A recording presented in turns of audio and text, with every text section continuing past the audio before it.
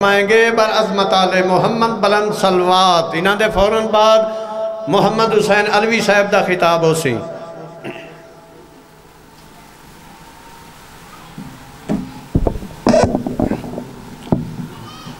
اعوذ باللہ من الشیطان الرجیم بسم اللہ الرحمن الرحیم الحمد لأہلہ والصلاة علی اہلہا قال اللہ تعالی فی کتابہ المجید والفرقانہ الحمید وقولہ الحق بسم اللہ الرحمن الرحیم هل جزاء الاحسان الا الاحسان صلوات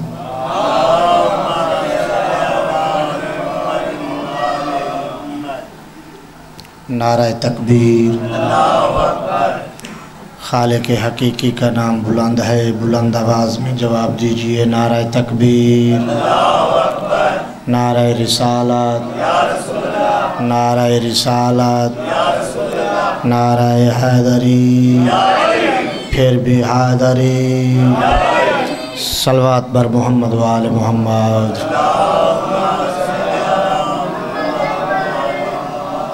اپنی اپنی دعاؤں کی قبولیت کے لیے ایک مرتبہ پھر بلند صلوات پڑھیے۔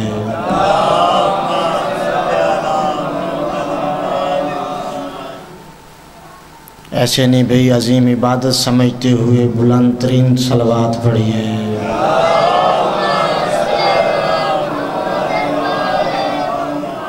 بانیان مجلس کی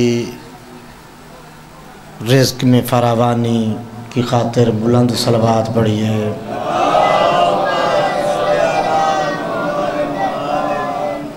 ایک اتنی بڑی بلند صلوات پڑھیے کہ تیرے اور میرے امام کا ظہور ہو جائے۔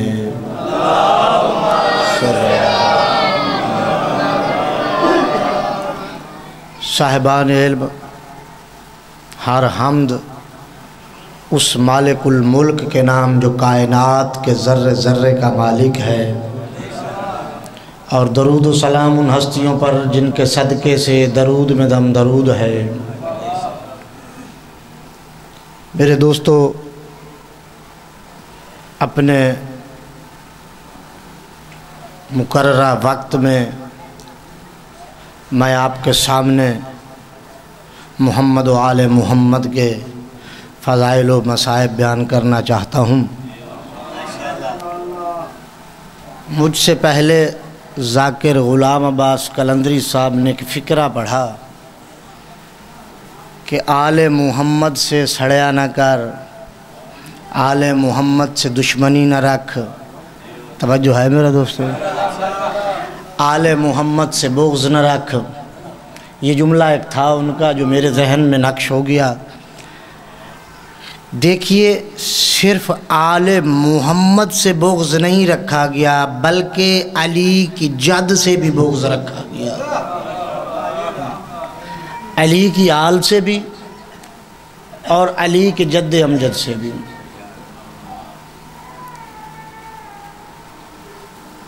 دنیا میں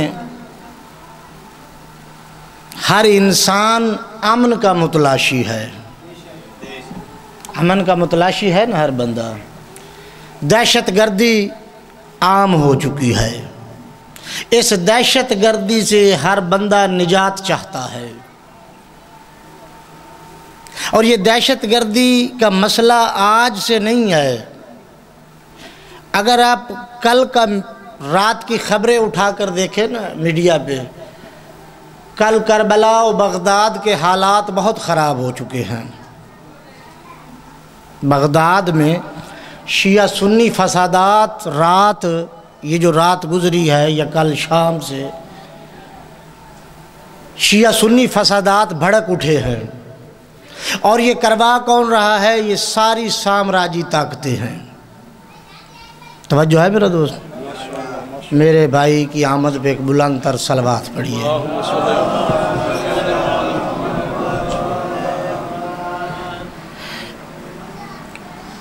آل محمد کے ماننے والوں پہ ظلم کیا جاتا ہے، امن برباد کیا جاتا ہے، امن آج سے برباد نہیں ہوا، امن جس دن آدم نبی دنیا میں آئے، آدم کے ایک بیٹے نے دوسرے کو قتل کیا اور دنیا کا امن برباد ہو گیا۔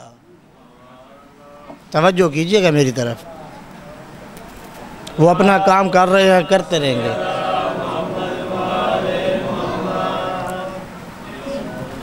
امن برباد کیا گیا، دہشت گردی کی گئی۔ اللہ نے امن قائم کرنے کے لیے انبیاء بھیجے، کتابیں بھیجی۔ توجہ ہے میرے محترم؟ انبیاء اس لیے بھیجے کہ امن قائم کریں، کتابیں اس لیے نازل کی کہ امن قائم کریں۔ دنیا نے کیا کیا؟ کتابوں سے بھی دہشت گردی کی، اوئے ہوئے ہوئے ہوئے، انبیاء سے بھی دہشت گردی کی۔ انبیاء کی دہشت گردی تو بھائی غلام عباس سمجھ میں آ رہی ہے کہ انبیاء کو قتل کر دیا گیا، یہ کتابوں سے دہشت گردی کیسی؟ توجہ ہے میرا محترم؟ تمہید کے چند جملے ہیں، ختم ہو جائیں گے انشاءاللہ۔ ہر بندے سے میں اپنے حصے کی داد وصول کر لوں گا، نہ میں نے کسی کی منت کرنی ہے، نہ میں نے کسی کو کہنا کہ آگے آ کر بیٹھے، نہ میں نے کہنا ہے کہ جو ولایت علی پہ نہیں بولتا وہ حرامی ہے، جو ہاتھ بلند کرتا ہے وہ حلالی ہے۔ میں نے آج تک اپنی کسی مجلس میں یہ جملہ بولا ہی نہیں۔ میں تو فقط اتنا کہتا ہوں کہ محمد و آل محمد کا ہر بندہ ہی نمک خوار ہے، اس مقام پہ آتا ہی وہی ہے جو محمد و آل محمد کا محب ہو۔ رب کعبہ کی قسم ہے، محمد و آل محمد کے فضائل میں وہی ہاتھ بلند ہوتا ہے جو علی والا ہے۔ رب کعبہ کی قسم ہے، اپنے ضمیر سے پوچھ، اپنے ضمیر سے پوچھ کہ تو ہاتھ بلند کرے وہ تب بھی عطا کرتے ہیں، تو ہاتھ بلند نہ کرے وہ تب بھی عطا کرتے ہیں۔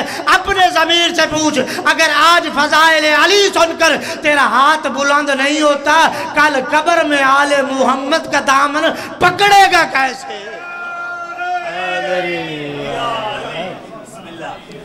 کتابوں میں کیسے دہشت گردی ہوئی؟ تو میرے بھائی میرے جملوں کی تائید کریں گے، قبلہ مولانا صاحب میرے بعد موجود ہیں، کہ کتابوں میں اس طرح دہشت گردی کی، اللہ کی کتابوں میں اپنی طرف سے جملے ایڈ کر دیے گئے جسے تحریف کہتے ہیں۔ تورات، زبور، انجیل۔ کوئی ہے مسلمان جو کہے کہ میں ان پہ ایمان نہیں رکھتا، ہم دائرہ اسلام سے خارج؟ ایسے ہی ہے نا۔ لیکن ایمان رکھنا اور ہے، ان پہ عمل کرنا اور ہے۔ ایمان رکھتے ہیں تورات، زبور، انجیل پہ، عمل نہیں کر سکتے۔ عمل کرنا ہے قرآن پہ۔ کیوں؟ کیونکہ تورات، زبور، انجیل پہ تحریف ہوئی، دہشت گردی ہوئی۔ جب اللہ نے دیکھا کہ کتابوں میں دہشت گردی ہو رہی ہے تو اللہ نے کیا کہا؟ اب بھیجنا کتاب تھی، قرآن کو بھیجنا تھا۔ اللہ نے کہا میں نے ان کا طریقہ دیکھ لیا کہ یہ میری کتابوں پہ دہشت گردی کر رہے ہیں، نقص امن پیدا کر رہے ہیں، دہشت گردی پیدا کر رہے ہیں۔ تو اللہ نے اپنی آخری کتاب بھیجی اور اس آخری کتاب میں فرمایا اِنَّ نَحْنُ نَزَّلْنَا الذِّكْرَ وَإِنَّ لَهُ لَحَافِظُونَ۔ اللہ فرما رہا ہے اس کتاب کو نازل کرنے والے بھی ہم ہیں، اس کی حفاظت بھی ہمارے ذمہ ہے۔ اس کتاب کو نازل کرنے والے بھی ہم ہیں اور اس کتاب کے محافظ بھی ہم ہیں۔ جب اللہ نے اپنی کتابوں کا حال دیکھا تو اپنی آخری کتاب کی حفاظت اپنے ذمہ لے لی۔ اچھا، کتاب کی حفاظت تو اپنے ذمہ لے لی، جس قلب مطہر پہ قرآن نازل ہو رہا ہے، ہائے ہائے ہائے، اور جس قلب مطہر پہ یہ قرآن نازل ہوا ہے اس کی حفاظت کس کے ذمہ ہے؟ کیا عرب اس وقت امن کا گہوارہ تھا؟ بولو میرے ساتھ، کیا امن میں اس وقت عرب میں اس وقت دہشت گردی نہیں تھی؟ تھی نا۔ کیا نبی کی جان کو خطرہ نہیں تھا؟ بولو میرے ساتھ، تھا نا۔ اگر نبی کی جان کو خطرہ تھا تو نبی کا محافظ کس کو بنا کر بھیجا ہے؟ آپ نے غور نہیں کیا، اور میں بات سمجھانے کا قائل ہوں۔ اگر نبی کو عرب کی زمین پر بھیجا ہے، اس کے قلب پہ جو قرآن نازل کی، اس کی حفاظت تو اپنے ذمہ لے لی۔ اب جس قلب مطہر پہ نازل کیا ہے اس کی حفاظت کس کے ذمہ ہے میرا دوست؟ یہ پاکستان ہمارا ملک ہے، تا قیامت شاد آباد رہے۔ محمد و آل محمد کے صدقے میں اس ملک میں عزاداری ہوتی رہے۔ جو سیلاب زدگان ہیں میرے اللہ محمد و آل محمد کے صدقے میں ان کی مشکلات کو دور فرما۔ میرے دوستو، میرے نبی کی حفاظت کس کے ذمہ ہے؟ میں اس کو ایک مثال سے سمجھا دیتا ہوں۔ پاکستان کا وزیر اعظم جب کسی سفر پہ چلے اپنے ملک میں تو اپنی سیکیورٹی کے لیے، دہشت گردوں سے بچنے کے لیے بہت سے گارڈ اپنے ساتھ لے کر چلتا ہے۔ ایسے ہی ہے نا، کئی کاریں فوجی سپاہی وزیر اعظم کے ساتھ ہوتے ہیں، کسی کی گاڑی آگے ایک ہی رنگ کی گاڑی ہوگی، کوئی پتہ نہیں کہ اس گاڑی میں وزیر اعظم بیٹھا، ایک رنگ کی، ایک نمبر کی، ایک ہی ڈیزائن کی گاڑی ہے۔ کیوں؟ کیونکہ خطرہ ہے، جان کو خطرہ ہے، دہشت گردوں سے خطرہ ہے۔ وزیر اعظم سے پوچھا کہ جو اتنے گن مین گارڈ اپنے ساتھ لیے پھرتا ہے، کیا یہ گن مین گارڈ تو نے سارے خود رکھے ہیں؟ کہتا نہیں۔ میں نے کہا پھر؟ کہا میں نے اپنی تسلی کا ایک بندہ رکھا ہے جو میرا سیکیورٹی انچارج ہے۔ ایک بندہ رکھا اس نے اپنی مرضی کا، باقی سب اس نے گارڈ رکھے ہیں، ایک سیکیورٹی انچارج ہے۔ جب وزیر اعظم کی گاڑی چلی، اس سیکیورٹی انچارج نے بھائی غلام باس ڈیوٹی لگا دی، کہا تمہاری گاڑی وزیر اعظم کی گاڑی سے آگے ہوگی، تمہاری گاڑی پیچھے ہوگی، تمہاری دائیں ہوگی، تم بائیں رہنا۔ اس طرح سیکیورٹی فراہم کی۔ میں نے پوچھا کہ اے سیکیورٹی انچارج، تو نے یہ کہاں سے سیکھا طریقہ؟ کہا تاریخ میں چل کے دیکھ۔ میں نے دیکھا جب جس قلب مطہر پہ قرآن نازل آیا ہوا تھا، جب اسے سیکیورٹی کی ضرورت پڑی، میں نے اس کے سیکیورٹی انچارج کو دیکھا۔ کیا دیکھا؟ کہ کبھی طالب کو اٹھایا مصطفیٰ کے بستر پہ، کبھی جعفر کو اٹھایا مصطفیٰ کے بستر پہ، کبھی عقیل کو اٹھایا مصطفیٰ کے بستر پہ، کبھی علی کو اٹھایا مصطفیٰ کے بستر پہ۔ مصطفیٰ کے بستر بدل کر دنیا کو آل عمران نے بتایا، حضرت عمران نے بتایا کہ میں مصطفیٰ کا کچھ لگتا ہوں یا نہیں لگتا، میں مصطفیٰ کا سیکیورٹی انچارج ہوں۔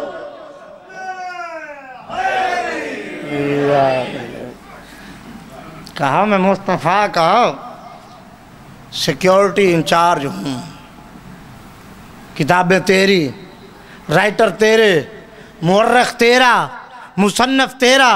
کتاب کا نام سیرت النبی ابن حشاب، صفحہ نمبر 381 پہ لکھتا ہے کہ اللہ نے اپنے محبوب نبی کی حفاظت جناب ابو طالب کے ذریعے سے کی ہے۔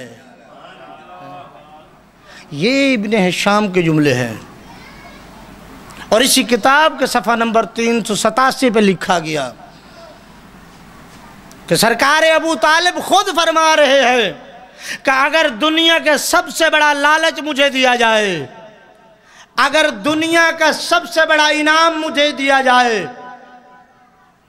اور اس کے بدلے میں کہا جائے کہ مصطفیٰ کی حفاظت چھوڑ دوں، میں ابو طالب ہو کے کہتا ہوں موت کو گلے لگا لوں گا، مصطفیٰ کی سیکیورٹی نہیں چھوڑوں گا۔ پریشان ہو گئے ہو؟ میں محسن اسلام کے آپ کو فضائل سنا رہا ہوں۔ آج تو منبر پہ سرکار ابو طالب کا ایک فضائل پڑھ کے گزر جاتے ہیں کہ سرکار نے میرے نبی کا نکاح پڑھایا۔ بے شک یہ بہت بڑی فضیلت کی بات ہے، توجہ ہے۔ اور دوسری فضیلت بیان کرتے ہیں، چونکہ نبی نے سرکار ابو طالب کے گھر میں کھانا کھایا، لنگر کھایا، پانی پیا، اس لیے سرکار ابو طالب کامل الایمان۔ توجہ ہے میرا دوستو؟ یہی دو دلائل پیش کیے جاتے ہیں کہ خطبہ پڑھا نکاح کا، بے شک بڑا مرتبہ، بڑی شان، اس میں کوئی شک نہیں۔ نبی کا خطبہ نکاح کا پڑھنا کوئی عام بات نہیں ہے۔ نبی کے گھر نبی نے لنگر کیا سرکار ابو طالب کے گھر کا، بے شک اس میں بھی کوئی شک نہیں۔ لیکن میڈیا پہ بیٹھ کے نا، یہ موبائل میرے پاس موجود ہے، آپ کو دکھا سکتا ہوں، ایک مولوی نے میڈیا پر بیٹھ کر اعلان کیا کہ شیعہ کہتے ہیں کہ مصطفیٰ نے ابو طالب کے گھر لنگر کھایا اس لیے مومن ہے، اس نے کہا کہ اگر سرکار رسالت مآب نے ابو طالب کا لنگر کھایا، لنگر کھانا مومن ہونے کی دلیل ہے، تو موسیٰ نے فرعون کے گھر لنگر، توجہ ہے، موسیٰ نے نبی نے فرعون کا لنگر کھایا، پھر شیعہ کہیں کہ فرعون بھی مومن ہے، کہہ سکتے ہیں آپ؟ نہیں کہہ سکتے۔ اوہ عقل کے اندھے، تجھے کس نے کہا کہ موسیٰ نے فرعون کا لنگر کھایا ہے؟ تاریخ اٹھا کر دیکھ، کتاب تیری قصص الانبیاء، اہل سنت کی معتبر ترین کتاب، خدا کی قسم ہے اس میں واقعہ لکھا، میں اس تفصیل میں نہیں جا رہا، کہ موسیٰ نبی کو قتل کرنے کے لیے فرعون نے قانون نافذ کر رکھا تھا، یذبحون ابناکم ویستحیون نساکم۔ فرعون نے قرآن کہہ رہا ہے قانون نافذ کر رکھا تھا کہ اگر بیٹے ہو تو قتل کر دو، اگر بیٹیاں ہو تو زندہ چھوڑ دو۔ عقل کے اندر 70,000 بچہ یا 80,000 بچہ قتل ہو گیا، لیکن جس کو روکنا چاہتا تھا وہ آ کر رہا۔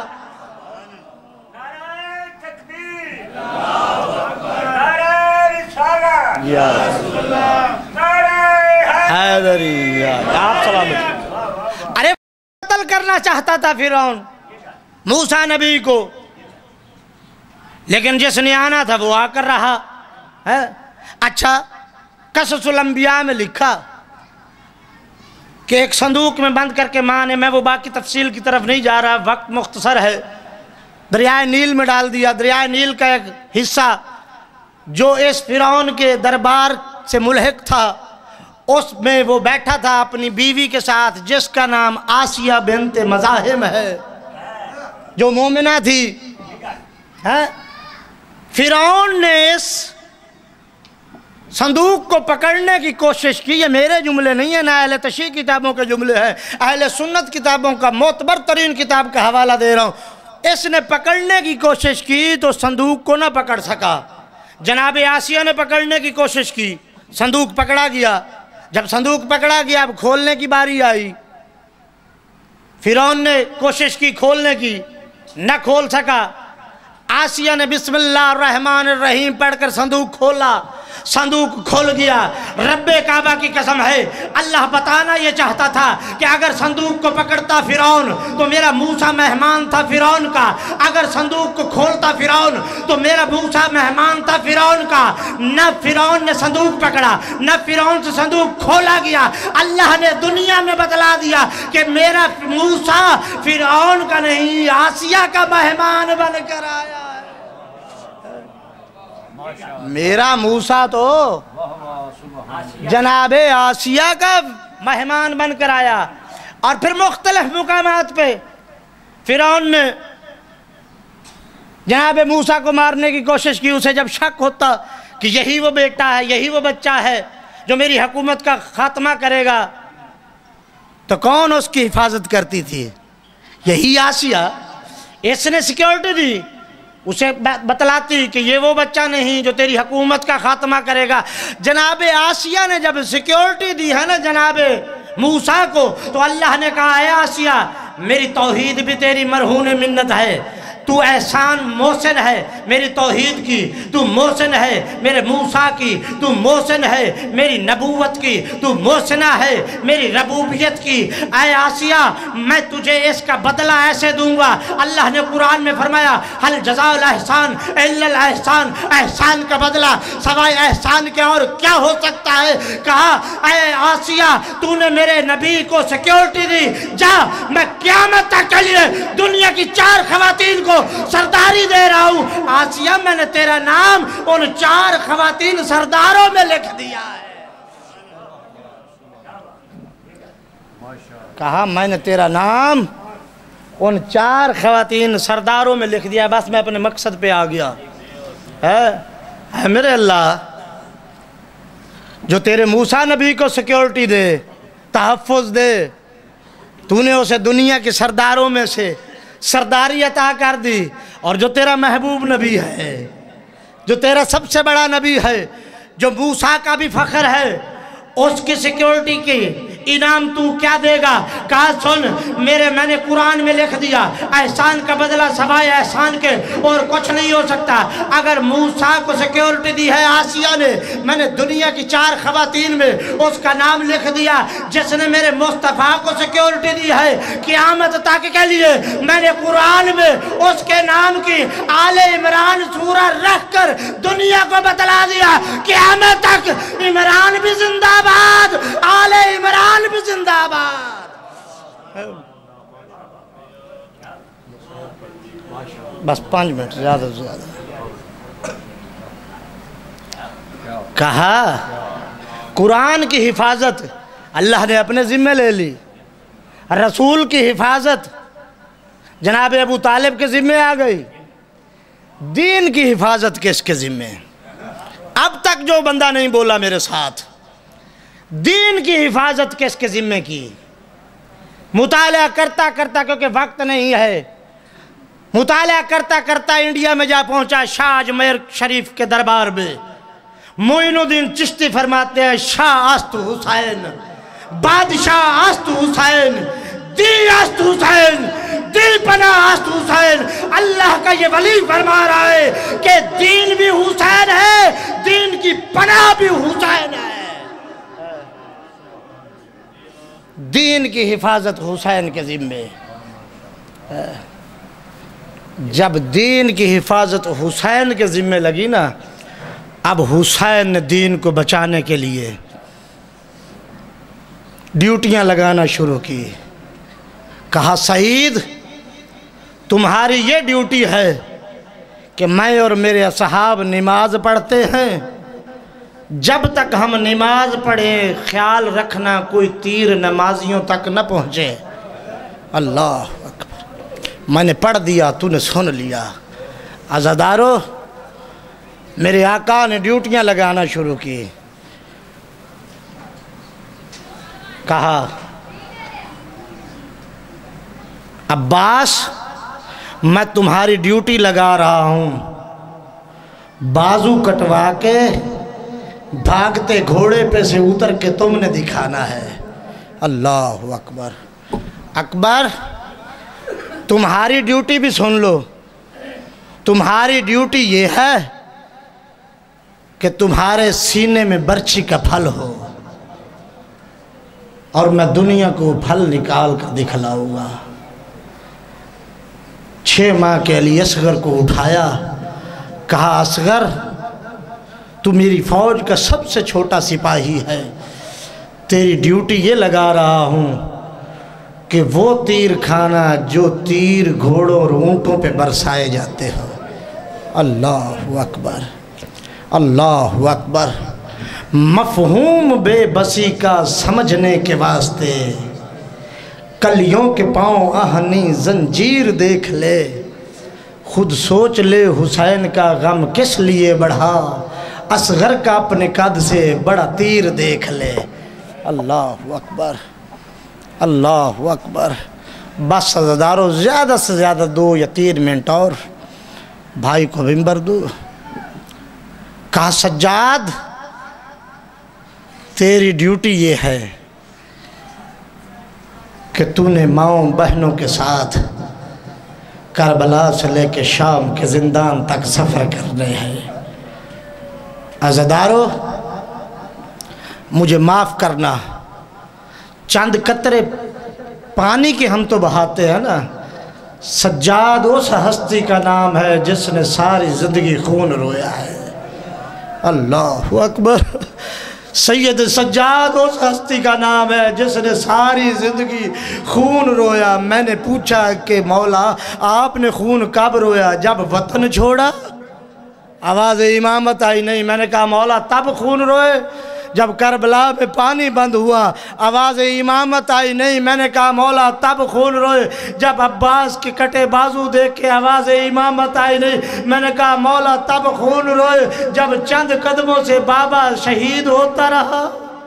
اللہ اکبر۔ آواز امامت آئی نہیں۔ میں نے کہا مولا تب خون روئے ہوں گے جب شام غریبہ خیام اہل بیت کو آگ لگی۔ اللہ اکبر۔ तब खून रोए। आवाज़ इमामत आई नहीं। मैंने कहा मौला फिर खून कब रोए? कहा सुन सकते हो तो सुनो, मैंने तब खून रोया जब दरबार लईन में मेरी फूफी 18 घंटे खड़ी रही। अल्लाह अकबर। अज़ादारों कहते हैं कि शिया पागल है, लफ्ज़ शाम आता है रो पड़ते हैं। वो बदबख्त तुझे बताया ही नहीं गया शाम किस जगह का नाम है, ज़ैनब किस हस्ती का नाम है। अल्लाह अकबर, अल्लाह अकबर। अज़ादारों सैयद सज्जाद फरमा रहे हैं कि जब 18 घंटे सैयदा दरबार लईन में खड़ी रही, कभी इस कदम कभी उस कदम, 18 घंटे के बाद जब सैयदा ने कहा सज्जाद ज़ैनब थक गई है। अल्लाह